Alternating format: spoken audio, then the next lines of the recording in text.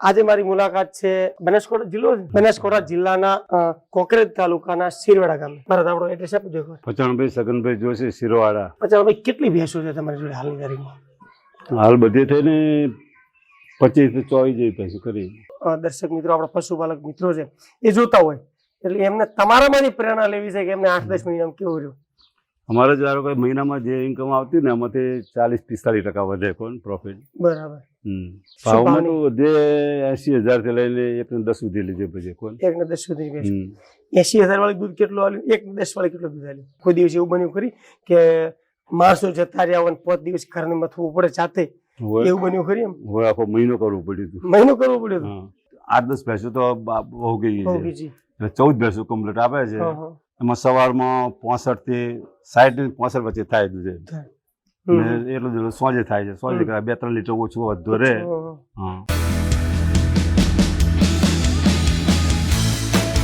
નમસ્કાર મિત્રો, હું છું પ્રકાશ અને આપ સૌનું સ્વાગત છે આપણી એકતા ડેરી ફાર્મિંગ ચેનલ પર. એકતા ડેરી ફાર્મિંગ એટલે પશુપાલનની અંદર અનુભવની દુનિયા. મિત્રો, અમે અલગ અલગ જગ્યાએ જઈને વ્યવસ્થિત જે સારા પશુપાલકો છે એમના વિડીયો કવર કરી અને તમારા સુધી પહોંચાડવાની અમે પ્રયાસ કરતા હોઈએ છીએ. ઘણી વખત કઈ રીતે તબેલોનું ચાલુ કરવું, ઘણી વખત અમુક લોકો 5 વર્ષથી વાતો જ કરે, સર કઈ રીતે ચાલુ કરવું એમ કરતા કરતા મને લાગે 4-5 વર્ષ નીકળી ગયા છે, અડધા નીકળી જાય છે. એવું નથી. આજે હું જે ફાર્મ ઉપર આવ્યો છું, તમે મારી પાછળ જે ભેંસો જુઓ છો, બધી ભેંસો દેશી છે, અહીંની છે. એ માણસે શરૂઆત કરી છે. ક્યાંથી શરૂઆત કરવી? તમારા ઘણા બધા લોકોના પ્રશ્ન એવા હતા કે સાહેબ, હું પશુપાલન મારે કરવું છે તો મારે કઈ રીતે શરૂઆત કરવી? ચાલુ કરવા માટે મારે શું કરવું પડે? નસલથી શરૂઆત કરવું કે ભેંસો ક્યાંથી ખરીદવું, કેવી ભેંસોથી શરૂઆત કરું છું? તમારી પાસે કેવું બજેટ છે ને એ ડિપેન્ડ કરતું હોય કે તમારે કેવું પશુપાલન કરવું. બ્રીડિંગ તો પછી પણ થઈ શકે, પણ એક વખત જરૂર છે શરૂઆત કરવાની, ઘરથી બહાર નીકળવાની. તો આજે મારી મુલાકાત છે બનાસકાંઠા જિલ્લો બનાસકાંઠા જિલ્લાના કોકરેજ તાલુકાના શિરવાડા ગામે. મારા આપણો એડ્રેસ આપી દો. પચાણભાઈ સગનભાઈ જોશી શિરોવાડા. પચાણભાઈ કેટલી ભેંસો છે તમારી જોડે હાલની તારીખમાં? હાલ બધી થઈને 25 થી 24 જેવી પૈસા કરી. એવું? પચાણભાઈ ના દીકરા સોનુભાઈ મારા મિત્ર છે અને ઘણી વખત મારે ફોનમાં પણ વાત થતી અને ઘણી વખત એવો ઇન્ટરેસ્ટ કે મારે સર આવી ફાર્મ બનાવવું છે. મેં કીધું એકવાર તમે ચાલુ કરો. એમણે અત્યારે ચાલુ કર્યું છે તો હવે કેવું રહેશે, કેટલા મહિનાથી ચાલુ છે, શું છે એ આપણે જોઈશું. કેટલો ટાઈમ થયો આ ફાર્મ? મારે એને તો 8 થી 10 મહિના થયા છે. એના પહેલા અમારા બીજા આગળ રાખતા હતા. એ વખતે 5-6 ભેંસો હતી. હા, પછી દિવાળી પછી અહીંયા આગળ બધું લાવ્યું, નવું કન્સ્ટ્રક્શન કર્યું. હા, બરાબર. ધીમે મહિના 1-2 રીતે ભેંસો વધારતા ગયા. એમ ગણતરી ખરી હતી આગળ જવાની કે એમ? આગળ જાવ એટલે 2 વર્ષમાં 25-30 ઉપર કરવી છે. એમ મતલબ 35 થાય એટલે એમાં શું થાય કે ધારો કે 12 દુઆ આવે, 12 વર્ષ દૂધમાં પડેલી હોય, ગાભણ થયેલી હોય, એ ટાઈપનું ટર્નઓવર ચાલુ રાખવું છે. એટલે 35-36 ની જરૂર ખરી. તમે સંભાળો તો સોનું સંભાળે બધું? ના, અમે તો ખાસ કરીને દેખરેખ કરવા આવીએ, બાકી બધું બીજું હેન્ડલિંગ એ ભાઈ કરે. કેવો રહ્યો 8 મહિનાનો અનુભવ? કેવો રહ્યો આજે 8-10 મહિનાનો અનુભવ રહ્યો?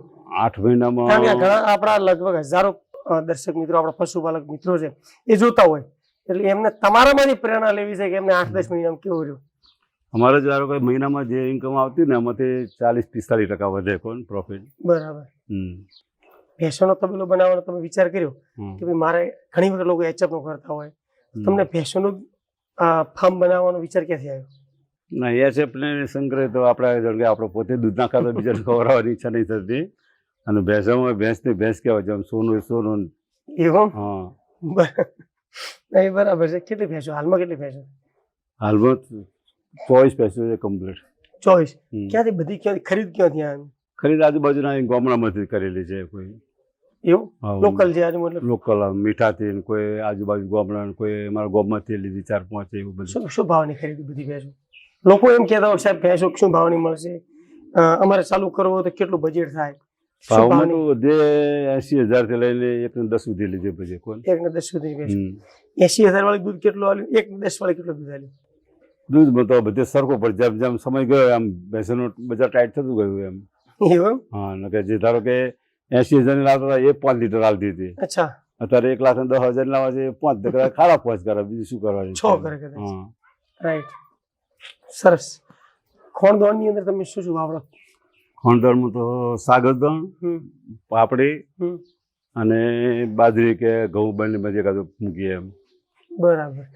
લેબર જોડે કામ કરાવો તો જાતે કરો? કોઈ દિવસ એવું બન્યું ખરી કે માણસો જતા રહ્યા હોય 5 દિવસ ઘરને મથવું પડે જાતે, એવું બન્યું ખરી? એમ હવે આખો મહિનો કરવું પડ્યું હતું. મહિનો કરવો પડ્યો હતો.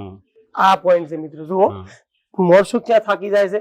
અહીંયા ઘણા બધા લોકો તકલીફ ક્યાં આવે છે? માણસો હોય ચાલે છે બધું બરાબર છે, પછી માણસો ઘણી વખત મહિનો ભરી જતા રહે, ત્યાં માણસ ડિમોટિવેટ થાય. એટલે આ મૂકો કા રાડ બધી ડફોડો મનમાં વિચાર આવ્યો તો કે હવે આ નથી કરવું, લ્યા ચો આ સોનું ત્યાં ચોક કરી, એવું વિચાર આવ્યો તો? ના, એવું તો હિંમત હારી જાય તો પછી આવે જ ને, આવું બધું વિચાર જ ના કરાય ને એમ. ઘણી વખત મહિનામાં તકલીફ પડી પણ પછી એક કુટુંબ લાવ્યું, ફરી પાછી બીજા 2 ભાઈ રાખી લીધા એમ કે નકર હાલ 2 આદમી 2 ઘેરથી બઈ રહે છે, 4 જણા બધું કોમકાજ કરે એમ. 2 જણા વાઢવામાં સાર ખાસ આડી લાવે અને 2 જણા દુવામાં રહે છે એમ. ભેંસ જે આવવાની સાદી લોકલ ભેંસ છે, એ ભેંસ વિયાણા પછી કેટલા મહિના દૂધ હાલે? એમ ગાભણ કેટલા મહિને થાય છે તમારી? ગાભણ અમારે ગઈ સાલ તો જેટલી ભેંસો હતી ને બધી ધારો કે 2 મહિને ગાવામાં એ થતી હતી, પણ અમે જોણી જોઈને બીજા નતા કરાવતા, એટલે કીધું મહિના પછી કરાય. એટલે 3 મહિને બધે ભેંસો ગાભણ થઈ ગઈ હતી એમ. અચ્છા, બધી કેમ જોણી જોઈને બીજા નતા કરાવતાનું કારણ શું? એટલે આટલું જલ્દી કરે પછી જલ્દી બહુ છે ને દુવા નહીં હાલે એમ કીધું. એના કરતા એ ભૂલ ભરી ભૂલ. હંમેશા ભેંસ જયારે વિયાય, મિત્રો તમે પણ આની બી ભૂલ કરતા હો, ભેંસ વિયાણી 2 મહિના પછી જો ગરમીમાં આવે ને તો એને એઆઈ કે પાડા કરી જ દેવી, બંધાઈ જ દેવી, કારણ કે એટલું તો અમે વિયાણ જલ્દી થાય. બરાબર. એટલે અમારે થોડો એ વખતે અનુભવ ઓછો હતો, અને જે કામ કરનારો માણસ હતો એ કહે છે કે શેઠ આપણે જવા દો 2 મહિને 3 મહિને કઈ કરીશું કે છે. સારું તો ફરી આવશે, પછી 15-20 પાછળ ફરી આવી જતી હતી. તો અચ્છા હિટમાં આવી જાય એટલે ફરી પાછું 3 મહિને બધી જાતે દુવો? ના, એ રાખેલા છે ભાઈ દુવા બધા, મતલબ મશીન નહીં. અચ્છા, બધું જાતે દોવાનું. તમને આવડે દો? તો અમને નહીં આવડતો, પણ છોકરાને બહુને બધાને આવડે. મિત્રો એમણે વાત કરી આપણે દો તો આવડવું જોઈએ, બધું કામ ફાવતું જોઈએ. જો તમે તવેલો બનાવવાનો વિચાર કરતા હો તો આ બધું જ આવડવું જોઈએ. આ તકલીફ આવશે. બીજી શું શું આ તબેલો બનાવ્યો, બીજું શું સ્ટ્રગલ કરવી પડે કે આમ ઘણી વખત એમ લાગે આ તકલીફ આવી, આ તકલીફ આવી, એવું બન્યું ખરી 8 મહિનાની અંદર? ના, બીજી તો કોઈ સાહેબ તકલીફ ના આવે. આ ખાલી આ માણસો ની આવતી હતી કે માણસો જતા રહ્યા, એ વખતે તો અમારા બંને ફાવતું હતું, એટલે થોડો ઘણો આમ તકલીફે પડે, વાઢવાનું બીજું ત્રીજું પહેલા મોડું થતું હતું. બાકી મહિનો નીકળી ગયો, મહિના પછી ફરી પાછું પેલા લાવી દીધા બધું. સરસ. બીજદાન કરવાનો પાડો પેલા બીજદાન કરાવતા હતા, પણ અત્યારે પાડો લાવ્યો છે. હવે પાડો લાવ્યો? હા, પાડો લાવ્યા પછી હમણાં જ લાવ્યો છે. અને આને લાવ્યા પછી 3 ભેંસો ગાભણ થઈ. મિત્રો જે વધારે પશુ તમારી પાસે હોય, 30 થી વધારે પશુ હોય, તો પાડો રાખવાનું કારણ એ કે પાડો જો ઝુંડમાં આવે ને તો ભેંસો હીટમાં આવી જતા, બંધાઈ જાય. ઠેર ને ઠેર હજી ડઝન્ટ મેટર, એ મતલબ થોડુંક અલગ વાત છે, પણ ગાભણ થઈ જાય. તો મને ખાલી આપણે એટલું જોવું છે કે તમે 1.20 ભેંસ લાવી, એક કેવી છે, અને જે લો બજેટમાં લાવી 75, એક કેવી છે? થોડો આઈડિયા છે તમને કોઈ કેવું? આ બધી ભેંસો આ બધી જે છે એ ટોટલ 70 થી 80 ની જ છે બધી. અચ્છા, લોકલ અહીંની ભેંસો 70 થી 80. બરાબર. જે લાખ ની લાવી તો એક આ બેઠી હતી એ લાવી હતી, અને આ 2 ઊભી હતી એમ. હા, આ 7 લીટર દૂધ હતું. આ ઊભી લાખમાં લાવી? હા, આ લાખમાં. બધી અહીંયા ઊભી જ રાખો તો વાડો બીજો ખુલ્લો છે જ નહીં? ના, હાલ તો વાડો કરવાની આમ તૈયારી છે. અચ્છા, હાલ કોઈ વાડો નહીં. અચ્છા, એને ઊભી રાખીએ. કોણ? બરાબર. કેટલો કન્સ્ટ્રક્શન નો ખર્ચો કેટલો થયો ટોટલ? તમે આજે અત્યારે હાલની તારીખમાં તમારી પાસે 25 ભેંસો છે, એ 25 ભેંસો અને આજે આજુબાજુ ખર્ચો ટોટલ કેટલો થયો? નીચે તળિયે ભરતી કરાવવાથી લઈને બધું ટોટલ લઈને 6 થી 7 લાખ રૂપિયા ખર્ચો થયો. બનાવવાનો બધું થઈને 6 થી 7 લાખ? 7 લાખમાં બધા આવી ગયા. મિત્રો 6 થી 7 લાખ ની અંદર આ બધું કેટલા ફૂટ? આમ 50 ફૂટ છે. 50 ફૂટ આમ છે, 40 ફૂટ 40 આમ હતું, ફરી પાછું આ બીજું 40 બાય 50 ફૂટ નું બોધકામ તમને ભરતી થી લઈ 6 લાખ રૂપિયા બધું આ લોખંડ પતરા બધું આવી ગયું. ઓકે. અને ભેંસોનો 25 ભેંસોનો મતલબ જે થયા એ એ 20 લાખ બધા થયા? અલગ અલગ 20 લાખ થયા છે કે બીજા ભેંસોમાં શું થયેલું કે 6 ભેંસો તો હતી જ હતી જ. ઓકે. પહેલા ત્યાં તબેલો બનાવ્યો ને એના પહેલા 6 હમ. હતી. પાછળથી જે 17-18 આવી હમ. એ કહીને તો 14-15 લાખ રૂપિયામાં રોકાણા. ઓકે. તો મિત્રો બસ પચાણભાઈ હતા, એમણે